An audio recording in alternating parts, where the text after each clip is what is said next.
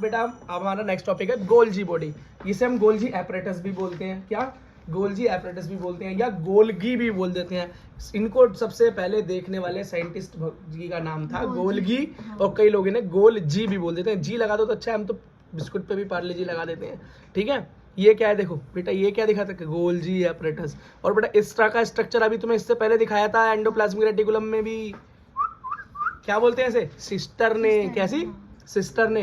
लेकिन इनकी जो सिस्टर ने है, याद रखना, ये मत समझना हर सिस्टर के पास हमारे राइबोसोम लेकर घूमती हैं वो। यहाँ वाली सिस्टर ने के पास राइबोसोम नहीं होता। अब जरा पढ़ते हैं ये है क्या सिस्टम। देखो बेटा, सबसे पहले 1892 के अंदर एक साइंटिस्ट हुए, इसका नाम था कैमिलियो या कमीलियो गोल्गी गोल्जी। उन्होंने इसकी खोज की। Density stained structure near the nucleus. इसका मतलब स्टेन्ड स्ट्रक्चर, भैया बड़ा छोटा स्ट्रक्चर है, स्टेन करना पड़ता है तब जाकर माइक्रोस्कोप में नजर आता है। ठीक है भैया। अब मैंने यहाँ पर क्या बना दी?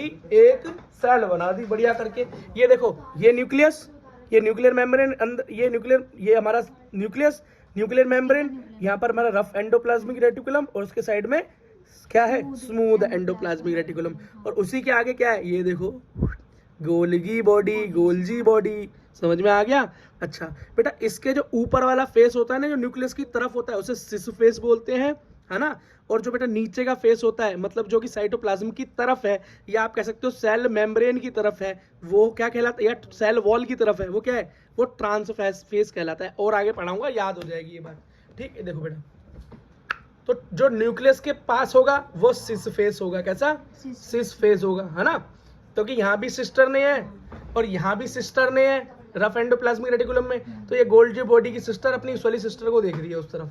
इधर तो देखेगी ना सिस्टर, इधर तो सिस्टर है ही नहीं। सिस्टर की तरफ ही देखेगी, सिस्टर पीछे है। ऐसे याद करने का ट्रिक है ये। अगला देखो बेटा, इसका काम, इसको हम फॉर्मिंग फेस भी बोलते हैं। सिस फेस को हम फॉर्मिंग फेस भी बोलते हैं या कॉन्वेक्स भी बोलते हैं। देख लो ना, कॉन्वेक्स की तरह मुड़ा हुआ है। पर इतनी डिटेल में कोई नहीं पूछेगा बेटा, ठीक है, बस आप समझ लो। अगला क्या है? जो सेल मेम्ब्रेन की तरफ होता है उसे ट्रांस फेस बोलते हैं या इसको मैच्योरिटी फेस भी बोलते हैं। क्यों बेटा? गोल्जी एपरेटस बनना ही इस तरीके से चालू होता है। इस तरफ से बनते बनते इस तरफ मैच्योर होता चला जाता है। ये पुरानी स्ट्रक्चर से नई नई नहीं यहाँ इस तरफ से मूव होती है। ठीक, अगला इसको बेटा कॉनकेव फेस, उल्टा, है ना। अब याद रखना, ये है तो डिफरेंट पर है जुड़ी हुई। है तो डिफरेंट पर क्या है? जुड़ी हुई है। ठीक है बेटा, बहुत आसान है बेटा, इसको समझना, प्यार से समझो, प्यार से, आराम से। अमूल माचो, देखो बेटा, ये देखो गोल्जी एपरेटस की मैंने सिस्टर ने बना दी यहाँ पे। है ये क्या है? Flat disc like parallel structure. Parallel है ना, एक दूसरे के क्या है? पैरेलल है ना। कॉन्सेंट्रिक का मतलब क्या है? बिल्कुल एक साथ जुड़ी हुई है, इधर उधर नहीं घूम रही। न्यूक्लियस के पास ही होती है गोल्जी बॉडी। गोल्जी एपरेटस का होता है पास में होता है। और इन्हें हम क्या बोलते हैं? सिस्टर ने। क्या? सिस्टर बता दिया मैंने। तो इनकी सिस्टर ने क्या है? बिना राइबोसोम लेके आती है इनकी सिस्टर, इन पे कोई नहीं है। ठीक, अब बेटा इन्हीं सिस्टर ने के ऊपर एक वेसाइकल बनती है, गोले गोल स्ट्रक्चर बनता है, वेसाइकल बनती है। किस तरफ? सिस साइड की तरफ। कहाँ? सिस साइड की तरफ। ठीक, एक चीज देखो बेटा, स्मूथ एंडोप्लाज्मिक रेटिकुलम और रफ एंडोप्लाज्मिक रेटिकुलम, इन दोनों पर क्या, ये दोनों किससे कनेक्ट होते हैं? इनकी वेसाइकल से कनेक्ट होते हैं। क्यों?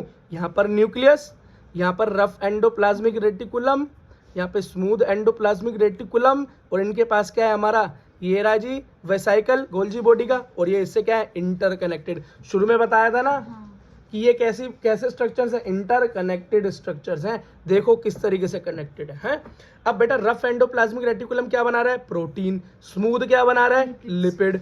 ये दोनों बनाने के बाद ये कहाँ ट्रांसफर कर देते हैं? ये बेटा इस गोल्जी बॉडी के अंदर, इस वेसाइकल में, इस गोल स्ट्रक्चर के अंदर प्रोटीन और लिपिड दोनों को ट्रांसफर कर देते हैं। बात समझ में आ गई? पहले बेटा RER रफ एंडोप्लाज्मिक रेटिकुलम से प्रोटीन आती है, क्योंकि रफ पहले आता है फिर स्मूथ आता है, मैंने पहले ही बताया तुमको। फिर स्मूथ से लिपिड आता है।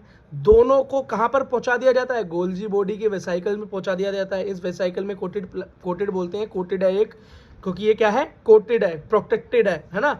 वहां पर पहुंचा देते हैं। सिस साइड की बात हो रही है, ये सिस्टर की तरफ जो देख रहा है। अब वहां से वो दोनों चीजें जब बेटा एक साथ अब गोल्जी बॉडी के वेसाइकल क्या करती है? इन दोनों को एक साथ जोड़ देती है ना। रफ से प्रोटीन लिया, स्मूथ से लिपिड लिया और अपनी वेसाइकल के अंदर इकट्ठा करके क्या किया, इन दोनों को जोड़ दिया, इन दोनों को क्या कर दिया, जोड़ दिया। बेटा इसी प्रोसेस को हम बोलते हैं पैकेजिंग। क्या बोलते हैं, पैकेट कर दिया जी, पैक कर दिया, अलग अलग मटेरियल को एक साथ क्या कर दिया, पैक कर दिया। इसी को क्या बोलते हैं, पैकेजिंग। तो आपसे कोई पूछे पैकेजिंग ऑफ मटेरियल कहाँ होती है, तो आप बोलोगे गोल्जी बॉडी में होती है। या आपसे कोई पूछे गोल्जी बॉडी का मेन काम क्या है, तो आप बोलोगे पैकेजिंग ऑफ मटेरियल। अब बेटा नीट में क्या पूछेगा, कि इतना आसान क्वेश्चन पूछेगा, वो पूछेगा नहीं ये बताओ गोल्जी बॉडी के अंदर पैकेजिंग ऑफ मटेरियल हो कहाँ पे रहा है, तो आप बोलोगे सिस साइड वाले वेसाइकल के अंदर हो रहा है।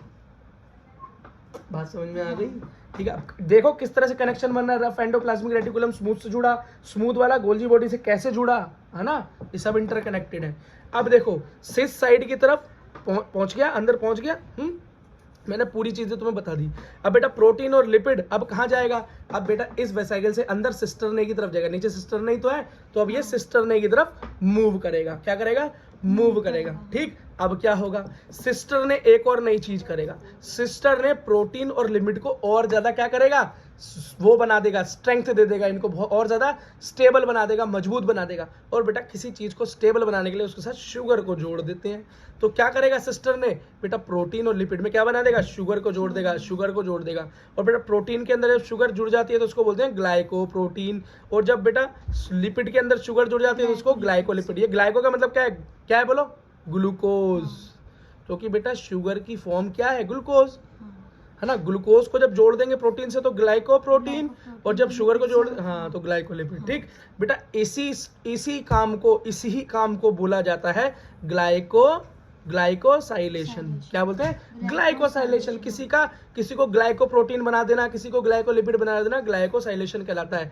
और बेटा इसको हम मॉडिफिकेशन भी कह देते हैं, शॉर्टकट में क्या बोल देते हैं, मॉडिफिकेशन ऑफ मटेरियल। तो अगर आपसे पूछे कोई गोल्जी बॉडी के अंदर मॉडिफिकेशन कहाँ होता है, ग्लाइकोसाइलेशन कहाँ होता है, तो आप बोलोगे सिस्टर ने करती है ये काम। भाई क्या करती है, सिस्टर ने के अंदर ये काम होता है, समझ गए। चलो बेटा बढ़िया समझ रहे हो, एकदम ओके समझ रहे हो, समझ में आ रहा है तो लाइक मारते जाओ, है ना। हमारा तो ये आ गया देखो। चलो अब बेटा ये स्ट्रक्चर देखो जरा। अब ऊपर जो हमारा वेसाइकल था वहां से प्रोटीन और लिपिड अंदर सिस्टरने की तरफ पहुंच रहे हैं, सिस्टरने के अब इस तरफ देखो बेटा, ये ट्रांस साइड है, दूसरी साइड जो है कहाँ, हमारे सेल वॉल की तरफ, साइटोप्लाज्म की तरफ, वहां पर दो वेसाइकल बने हुए, क्या दो वेसाइकल बने। इन वेसाइकल को हम सिक्रेटरी वेसाइकल भी बोलते हैं। सिक्रेटरी मतलब ये सिक्रीट करते हैं, क्या सिक्रीट करेगा भाई, अंदर जो प्रोटीन और लिपिड आया, फिर जो ग्लाइकोलिपिड और ग्लाइकोप्रोटीन बना, वो दोनों का क्या करता है, इन दोनों को सिक्रीट कर देता है, कहाँ बाहर निकाल देता है, खुद से बाहर निकाल देता है। तो बेटा कुछ प्रोटीन तो अंदर ही रह जाती हैं, मतलब यहाँ से बाहर निकल के साइटोप्लाज्म में ही रह जाती हैं, लेकिन कुछ सेल से बाहर भी जाती हैं, क्योंकि भैया बाहर भी तो हमको प्रोटीन की जरूरत है ना, कहीं कुछ बढ़ाना है, कहीं कुछ रिपेयरिंग करनी है शरीर में, दूसरी सेल में, तो यहाँ से कुछ प्रोटीन बाहर जाती हैं, कुछ अंदर ही सेल के अंदर ही रहती हैं, ठीक है। इतनी बात समझ में आ गई। तो बेटा मॉडिफाइड प्रोटीन कहाँ पे गई, मतलब जिसका ग्लाइकोलाइसिस हो गया वो कहाँ गई, सेक्रेटरी वेसाइकल में। सेक्रेटरी वेसाइकल में बाहर भेज दिया, कुछ तो बाहर चली गई, कुछ अंदर ही रह गई, साइटोप्लाज्म के अंदर रह गई, ठीक। अच्छा तो बेटा मैंने पहले बताया सेक्रेटरी वेसाइकल जो हैं कुछ को बिल्कुल बाहर फेंक देंगी और कुछ को अंदर, मतलब इंट्रासेल्युलर जो अंदर रह जाएंगे उनको हम इंट्रासेल्युलर प्रोटीन बोलेंगे। जो प्रोटीन अंदर रह जाएंगे उसे क्या बोलेंगे। अब आप बोलोगे भैया ये करेंगी क्या अंदर, सेल के अंदर प्रोटीन का काम क्या है, सेल के अंदर प्रोटीन का काम क्या है, तो बेटा यही बची हुई प्रोटीन जो अंदर रह गई बाहर नहीं गई, वो क्या बन जाती है, वो बन जाती है लाइसोसोम। देखा किस तरीके से सब कुछ इंटरकनेक्टेड है,